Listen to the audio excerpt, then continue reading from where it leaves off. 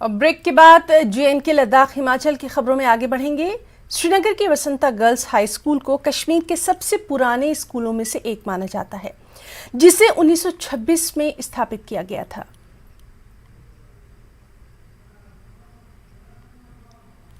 कुछ खबरें हिमाचल से भी हैं। हमीरपुर में कांग्रेस की जनसंकल्प रैली का आयोजन किया गया, जिसमें बतौर मुख्य अतिथि छत्तीसगढ़ के CM भूपेश बघेल मौजूद रहे। वहीं कार्यक्रम में कांग्रेस के कई बड़े नेता भी शामिल हुए।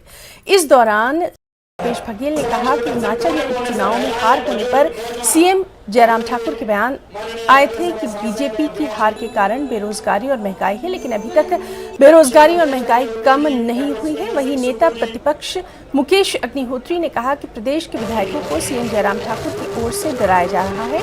इसके अलावा कांग्रेस प्रचार समिति चेयरमैन सुखविंदर सिंह सुक्खू ने कहा कि प्रदेश में लड़ाई बीजेपी के झूठे कामों से लेकर CM जयराम के भ्रष्ट मंत्रियों तक की है।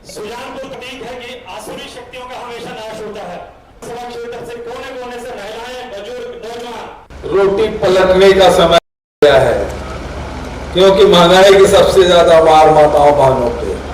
तो ये जयराम जी की जो सरकार है, उससे पीछा छुड़ाने का समय है। हाथ जोड़ो, पीछा छोड़ो जयराम जी।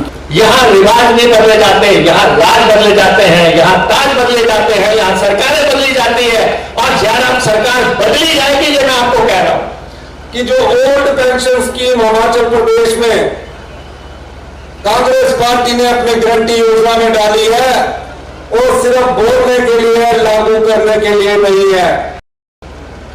इस गारंटी योजना को अगर किसी ने अमली जामा पहनाया है तो वो छत्तीसगढ़ के मुख्यमंत्री ने अपने राज्य में करके दिखाया। जब हम इनके पास गए तो उन्होंने कहा कि old pension scheme Himachal Pradesh में अक्षरशः लागू होगी। शिमला में कैबिनेट मंत्री